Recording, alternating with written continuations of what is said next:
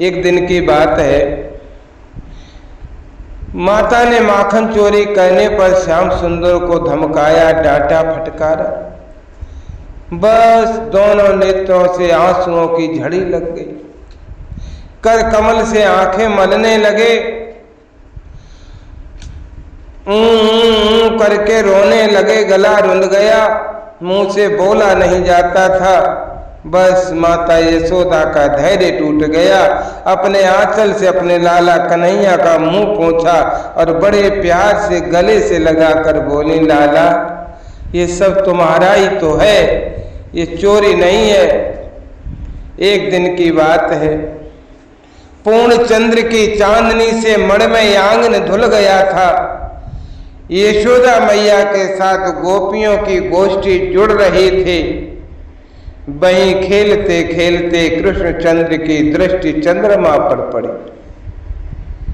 उन्होंने पीछे से आकर यशोदा मैया का घूंघट उतार लिया और अपने कोमल करों से उनकी चोटी खोलकर खींचने लगे और बार बार पीठ थपथपाने लगे। मैं लूंगा, मैं लूंगा, मैं लूंगा, मैं यही लूंगा, मैं यही लूंगा। तोतली बोली से इतना ही कहते हैं। जब मैया की समझ में बात ही नहीं आई तब उन्होंने स्नेह आदृश्य दृष्टि से पास बैठी ग्वालिनी को देखा। अब वे विनय से प्यार से फुसला कर श्री कृष्ण को अपने पास ले आई। बोली, लालन तुम क्या चाहते हो? दूध? श्री कृष्ण बोले, ना। क्या बढ़िया दही? ना। खुरचन? ना। मलाई? ना। ताजा माखन? ना। ग्वालिनी ने कहा, बेटा रूठो मत, रो मत, जो मांगोगे सो दूंगी। श्री कृष्ण ने धीरे से कहा, घर की वस्तु नहीं चाहिए। अंगुली उठाकर चंद्रमा की ओर संकेत कर दिया।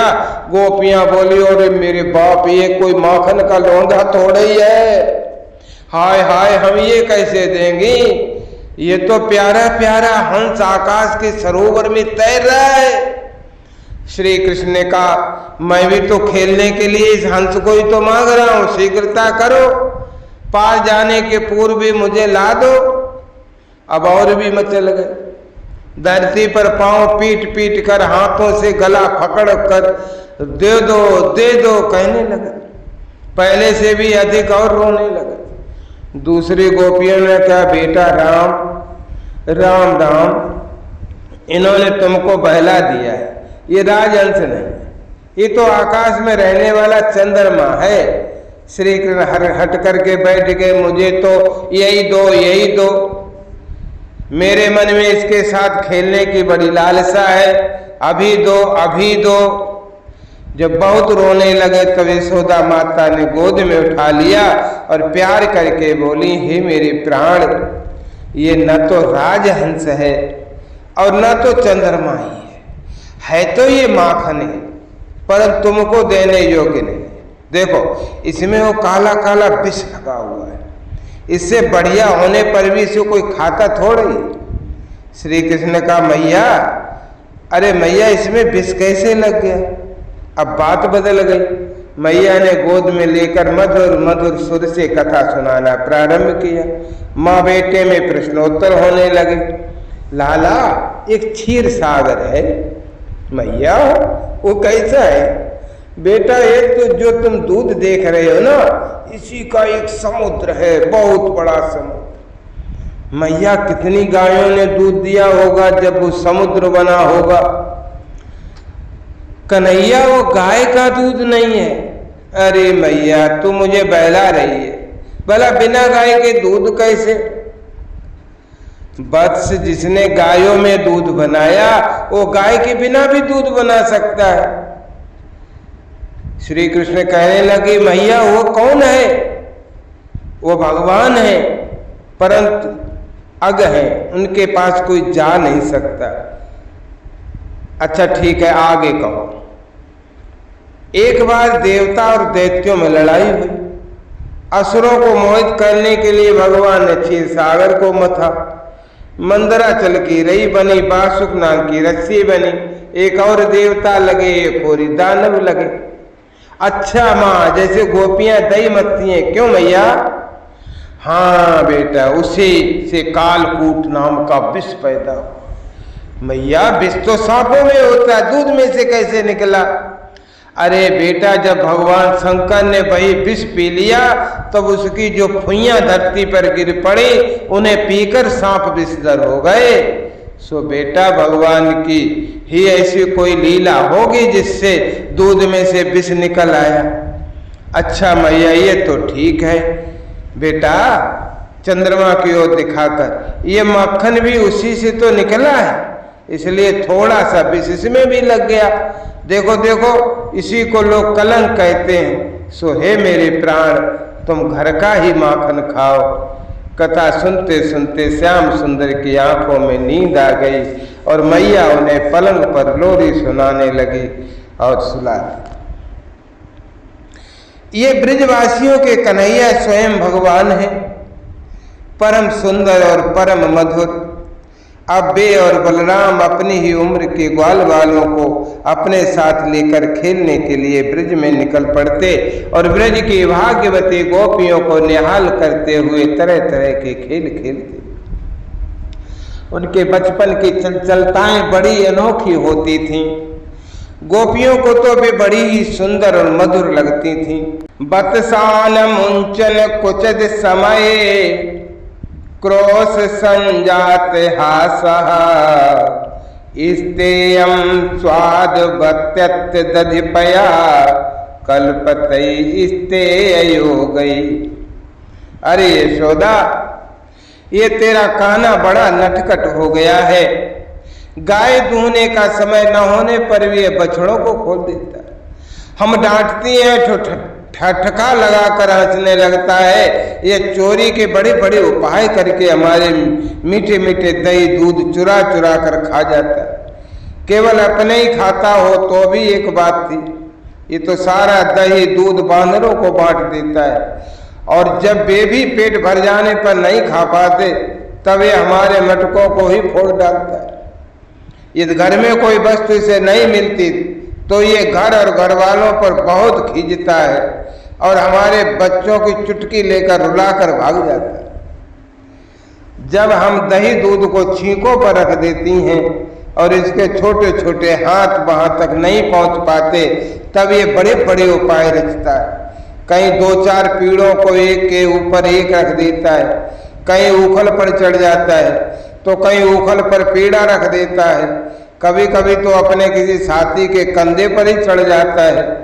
जब इतने पर भी इसका काम नहीं चलता तब ये नीचे से ही उन बर्तनों में छेद कर देता है। इसे इस बात की पक्की पहचान रहती है कि किस छींके पर किस बर्तन में क्या रखा है, और ऐसे ढंग से छेद करना जानता है कि किसी को पता तक न चले। जब हम अपनी वस्तुओं को बहुत अंधेरे में छिपा देती हूँ तब हे नंदरानी, तुमने जो इसे बहुत ही मणिमय आभूषण पहना रखे हैं उनके प्रकाश से अपने आप ही सब कुछ देख लेता है। अच्छा, आभूषण ना भी हो तो इसके शरीर में भी ऐसी ज्योति है कि जिससे इसे सब कुछ दिख जाता है, और ये इतना चालाक है कि कब कौन कहाँ रहता है इसका सब पता रखता है।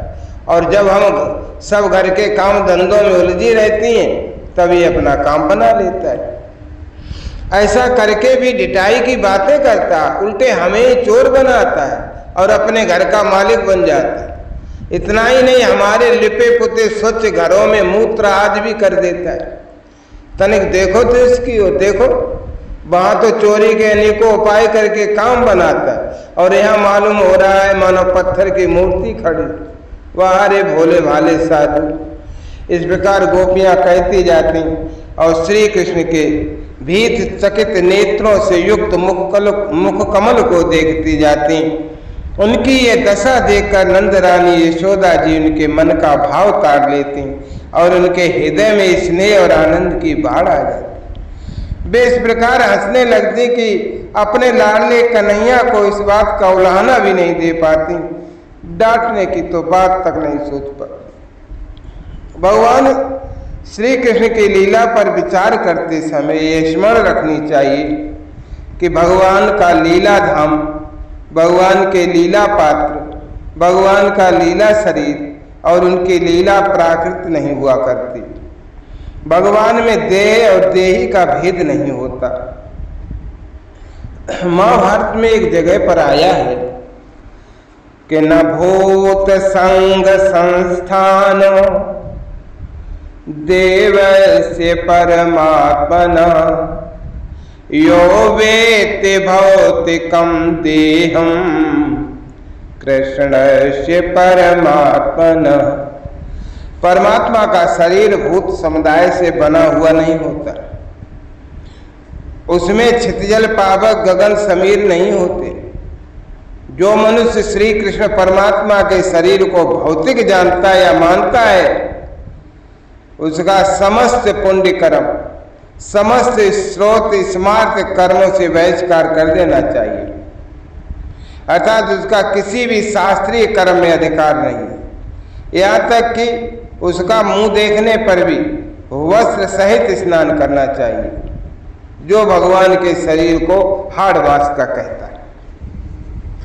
श्रीमद् भागवत में ही ब्रह्मा जी ने भगवान श्री कृष्ण की स्तुति करते हुए कहा था, अस्याप देव बपसो मधु अनुग्रहस्य स्वच्छामयस्य न तो भूतमयस्य कोऽपि। आपने मुझ पर कृपा करने के लिए ही ये स्वच्छामय सच्चिदानंद स्वरूप प्रकट किया है। ये पांच भौतिक कदाप नहीं है। सच्चिदानंद रूपाय विश्वोत्पत्त्यादिहेतवे। इससे ये स्पष्ट है कि भगवान का सभी कुछ अप्राकृत होता है। इसी प्रकार ये माखन चोरी की लीला भी अप्राकृतिक दिव्य लीला है। इस भगवान के नित्य परम धाम में अभिन्न रूप से नित्य निवास करने वाली ये नित्य सिद्धा गोपियों की दृष्टि से न देखकर केवल साधन सिद्धा गोपियों की दृष्टि से भी देखा जाए तो भी उनकी तपस्या इतनी कठोर थी, उनकी लालसा इतनी अनन्य थी, उनका प्रेम इतना व्यापक था और उनकी लगन इतनी सच्ची थी कि भक्त वांछा कल्प तरु प्रेम रसमय भगवान उनकी इच्छा अनुसार उन्हें सुख पहुंचाने के लिए ये माखन चोरी की लीला करके उनकी इच्छित पूजा ग्रहण कर चीर हरण करके उनका राहसा व्यवधान का पर्दा उठा दें और रास लीला करके उनको दिव्य सुख पहुंचाएं तो कोई बड़ी बात नहीं। भगवान की ये नित्य सिद्धा चिदानंदमय गोपियों के अतिरिक्त बहुत सी गोपियां और थीं जो अपनी महान साधना के फलस्वरूप भगवान की मुक्त जनवांछित सेवा करने के लिए गोपियों के रूप में अवतीर्ण हुई। उनमें से कुछ पूर्व जन्म की देव कन्याएं थीं, कुछ श्रुतियां थीं, कुछ तपस्वी ऋषि थे और कुछ अन्य भक्तजन भी थे। इनकी कथाएं विभिन्न पुराणों में मिलती हैं। श्रुत रूपा गोपियां जो नेत नेत के द्वारा निरंतर परमात्मा का वर्णन करते रहने पर भी उन्हें साक्षात रूप से प्राप्त नहीं कर सकती, गोपियों के साथ भगवान के दिव्य रसमय विहार की बात जानकर गोपियों की उपासना करती और अंत में स्वयं गोपी रूप में परिणित होकर भगवान श्री कृष्ण को साक्षात अपने प्रियतम रूप से प्राप्त करती हैं। इनमें मुख्य श्रुतियों के नाम हैं उद्गीता, सुगीता, कलगीता, कलकंठिका और विपंची। भगवान श्री राम के अवतार में उन्हें देखकर मुग्ध होने वाले, अपने आप को उनके स्वरूप सौंदर्य पर न्यौछावर कर देने वाले सिद्ध ऋषिगण जिनकी प्रार्थना से प्रसन्न होकर भगवान ने उन्हें गोपी होकर प्राप्त करने का वर दिया था, ब्रिज में गोपी रूप से अवतीर्ण हुए थे। इसके अतिरिक्त मिथिला की गोपी, कौशल की गोपी, अयोध्या की गोपी, पुलिंद की गोपी, रमा बैकुंठ श्वेत दीप आदि की गोपियां और जालंधरी गोपी, गोपियों के अनेकों यूथ थे जिनको बड़ी तपस्या करके भगवान से वरदान पाकर गोपी रूप में अवतीर्ण होने का सौभाग्य प्राप्त हुआ। पद्म पुराण के पाताल खंड में बहुत से ऐसे ऋषियों का वर्णन मिलता है जिन्होंने बड़ी कठिन तपस्या आदि करके अनेकों कल्पों के प्रियतम से रूप से प्राप्त करते गोपी रूप प्राप्त किया था। उनमें से कुछ के नाम निम्नलिखित हैं, कुछ का वर्णन हम सुनाते हैं। एक उग्र तपा नाम के ऋषि थे। वे अग्निहोत्री और बड़े दृढ़व्रती थे। उनकी तपस्या बड़ी अद्भुत थी। उन्होंने पंच दशाक्षर मंत्र का जाप और रसोन्मत्त नव किशोर श्याम सुंदर श्री कृष्ण का ध्यान किया था। 100 कल्पों के बाद वे सुनंद नामक गोप की कन्या सुनंदा हुई। एक सत्य तपा नाम के मुनि थे। वे सूखे पत्तों पर रहकर दशाक्षर मंत्र का जाप करते और श्री राधा जी के दोनों हाथ पकड़कर नाचते हुए भगवान श्री कृष्ण का ध्यान करते थे। 10 कल्प के बाद वे सुभद्र नामक गोप की कन्या सुभद्रा हुई। एक हरिदामा नाम के ऋषि थे। वे निराहार रहकर क्लीं काम बीज से युक्त विंशाक्षरी मंत्र का जप करते थे और माधवी मंडप में कोमल कोमल पत्तों की सैया पर लेटे हुए युगल सरकार का ध्यान करते थे। 3 कल्प के पश्चात सारंग नामक गोप के घर रंगवेणी नाम से अवतीर्ण हुए। एक जावाल नाम के ब्रह्मज्ञानी ऋषि हुए। उन्होंने एक बार विशाल वन में विचरते विचरते एक जगह बहुत बड़ी बावली देखी। उस बावली के पश्चिमी तट पर बढ़ के नीचे एक तेजस्विनी युवती स्त्री को कठोर तपस्या कर रही थी देखा। बड़ी सुंदर थी। चंद्रमा की शुभ्र ज्योत्सना के समान उसकी चांदनी चारों ओर छिटक रही थी। उसका बायां हाथ अपनी कमर पर था और दाहिने हाथ से उद्यान मुद्रा धारण किए हुए थे। जावाल की बड़ी नम्रता के साथ पूछने पर उस तापसी ने बतलाया, मैं वह ब्रह्म विद्या हूं जिसे बड़े बड़े योगी सदा ढूंढा करते हैं।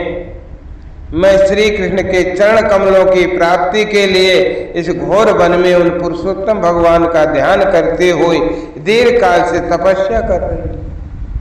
मैं ब्रह्मानंद से परिपूर्ण हूं और मेरी बुद्धि भी उसी आनंद से परितृप्त है, परंतु श्री कृष्ण का प्रेम मुझे अभी प्राप्त नहीं हुआ है, इसलिए मैं अपने को शून्य देखती हूँ। ब्रह्मज्ञानी जावाल ने उसके चरणों पर गिरकर दीक्षा ली और फिर ब्रज वीथियों में विहरने वाले भगवान का ध्यान करते हुए वे एक पैर से खड़े होकर बड़ी कठोर तपस्या करते रहे।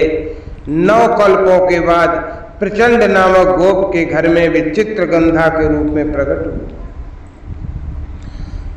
कुशध्वज नामक एक ब्रह्म ऋषि के पुत्र शुचिश्रवा हुए।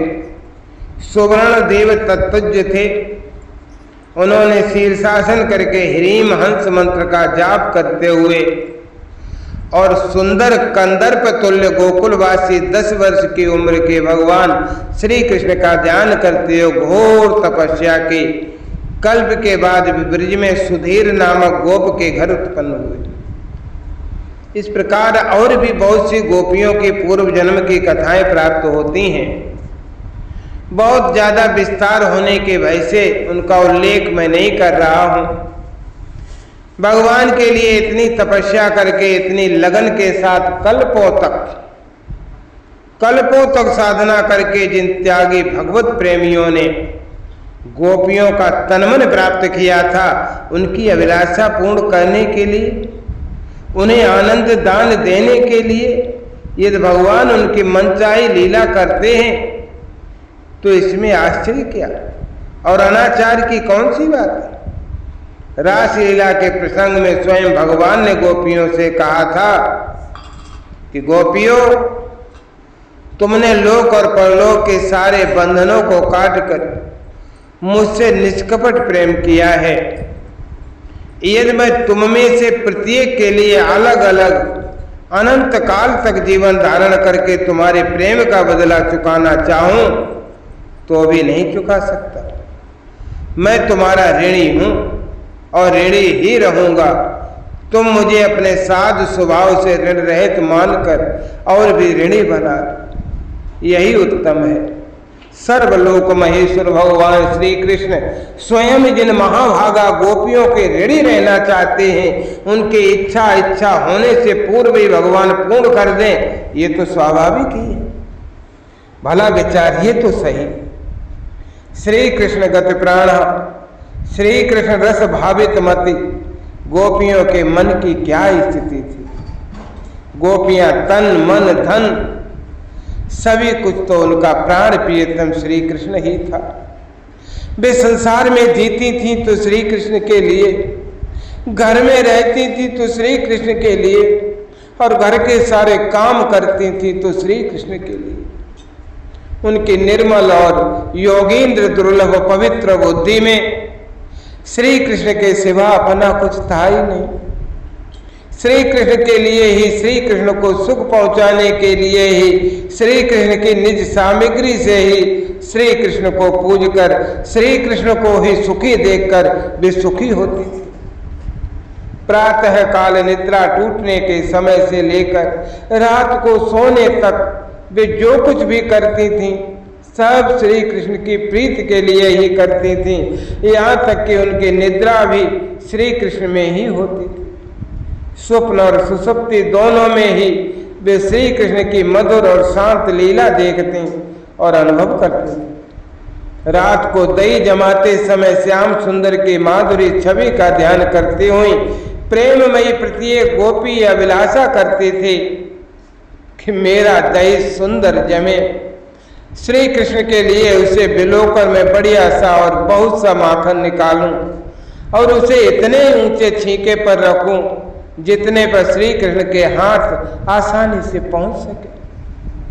फिर मेरे प्राण धन श्री कृष्ण अपने सखाओं के साथ लेकर हंसते और क्रीड़ा करते हुए घर में पदार्पण करें, माखन लूटें, अपने सखाओं और बंदरों को लुटाएं, आनंद में मस्त होकर मेरे आंगन में नाचें और मैं किसी कोने में छिपकर इस लीला को अपनी आंखों से देखकर जीवन को सफल करूं।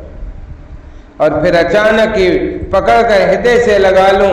सूरदास ने इस झांकी को कितने मनमोहक ढंग से वर्णन किया। मैया रे, अरे मैया रे, मोहि माखन भावे, मैया रे मोहे माखन भावे, जो मेवा पकवान कहत तू मोय नहीं रुच आवे, अब्रज युवते एक पाछे ठाड़े सुनत श्याम की बात, मन मन कहत कबहूँ अपने घर देखूं माखन खात, बैठ जाए मतनिया के डिंग मैं तब रहूं छपानी, असुरदास प्रभु अंतर जामी ग्वालन मन की जानी। एक दिन श्याम सुंदर कह रहे थे मैया मुझे माखन अच्छा लगता है, तू मेवा पकवान के लिए कहती है परंतु मुझे तो वे अच्छे लगते नहीं। वहीं पीछे गोपी खड़ी श्याम सुंदर की बात सुन रही थी। उसने मन ही मन कामना की कि मैं कब इन्हें अपने घर माखन खाते हुए देखूं। ये मथानी के पास जाकर बैठेंगे तब मैं छिप कर रहूंगी। प्रभु तो अंतर्यामी है ना, वो तन की जाने मन की जाने। गोपी के मन की जान गए और उसके घर पहुंच गए। उसके घर का माखन खाकर उसे सुख दिया। गए श्याम तेहि ग्वालिन के घर। उसे इतना आनंद हुआ कि वो फूली नहीं समाई और सूरदास की कलम फिर चल पड़ी। फूली फिरत ग्वालिनी मन मेरी, पूछत सखी परस पर बातें, पायो पर्यो कछु कहूँ तेरी, पुलकित रोम रोम गद गद मुखबानी, कहत न आवे ऐसो कहा आय सो सखरे, हमको क्यों न सुनावे। तन न्यारा जी एक हमारो, हम तो एक रूप, असुरदास कहें ग्वाल सखिन सो, देखो रूप एनु। वो खुशी से छक्कर फूली फूली फिरने लगी। आनंद उसके हृदय में समा नहीं रहा था। सहेलियों ने पूछा अरे तुझे कहीं कुछ बड़ा धन मिल गया क्या? वो तो ये सुनकर प्रेम विह्वल हो गई और उसका रोम रोम खिल उठा। वो गदगद हो गई, मुंह से बोला नहीं जा सका। सखियों से कहा सखी ऐसी क्या बात है, तुम हमें सुनाती क्यों नहीं? हमारे तो शरीर ही दो है, हमारा जी तो एक ही है, हम तुम दोनों एक ही रूप हैं, भला हमसे छिपाने की कौन सी बात है। तब उसके मुंह से इतना ही निकला, मैंने आज अनूप रूप देखा है। बस फिर वाणी रुक गई और प्रेम के आंसू बहने लगे। अरे सभी गोपियों की यही तो दशा है। ब्रज घर घर प्रगटी ये बात, दधि माखन चोरी कर ले हर, ग्वाल सखा संग खात। ब्रज बनता ये सुन मन हर्षत, सदन हमारे आवे। माखन खाते अचानक पावे, भुज भरे पुरहि छिपावे। मन ही मन अवलास करत सब, हृदय धरत ये ध्यान। असुरदास प्रभु को घर में ले, दे हो माखन खान। चली ब्रज घर घर ने ये बात, नंद सुत संग सखाली ने। चोरी माखन खात को कहत मेरे भवन भीतर, अब वहीं बैठे धाय। को कहत मोय देखी द्वार, उतही गए पराय। और को कहत कहीं भांत हरि को, देखो अपने धाम। हेरी माखन देऊं आछो, खाए जितनो श्याम। अको कहत मैं देख पाऊं, बर धरऊं अंकवार। को कहत मैं बांध राखो, को सके निर्वार। शूर प्रभु के मिलन कारण, करत विविध विचार। अजोरे कर विधि को मनावत, पुरुष नंद कुमार। सूरदास जी ने और भी ऐसे ही पदों से भगवान की सुंदर माखन चोरी की लीला गाई है। प्रथम करे हरि माखन चोरी, ग्वालन मन इच्छा कर पूरन। आप भजे ब्रज खोरी, मन में यही विचार करते है, ब्रज घर घर सब जाऊं। गोकुल जन्म लियो सुख कारण, सबके माखन खाऊं। बाल रूप जसमत मोह जाने, गोपिन मिल सुख भोग। असुरदास प्रभु कहत प्रेम सो, ये मेरे ब्रज लोग, ये मेरे ब्रज लोग। भक्त वत्सल भगवान भक्त की पूजा स्वीकार कैसे न करे। ये गोपियों की पूजा पद्धति है, भगवान ने इसे स्वीकार किया। भगवान की इस दिव्य लीला अर्थात माखन चोरी का रहस्य न जानने के कारण ही कुछ लोग इसे आदर्श के विपरीत बतलाते हैं। उन्हें पहले ये समझना चाहिए कि चोरी क्या वस्तु है, वो किसकी होती है और कौन करता है। चोरी उसे कहते हैं जब किसी दूसरे की चीज हो, उसकी इच्छा के बिना, उसके अनजान में और आगे भी वो न जान पाए, ऐसी इच्छा रखकर ले ली जाती है, उसे चोरी कहते हैं। भगवान श्री कृष्ण गोपियों के घर से माखन लेते थे, उनकी इच्छा से, गोपियों के अनजान में नहीं, उनकी जान में, उनके देखते देखते, और आगे जानने की कोई बात ही नहीं, उनके सामने ही दौड़ते हुए निकल जाते थे। दूसरी बात और महत्व की यह है कि संसार में या संसार के बाहर ऐसी कौन सी वस्तु है जो हमारे श्री भगवान की नहीं है, और वे उसकी चोरी करते हैं। गोपियों का तो सर्वस्व श्री भगवान का था ही, सारा जगत ही उनका है, वे भला किसकी चोरी कर सकते हैं। भगवान तो सबकी अपनी आत्मा है।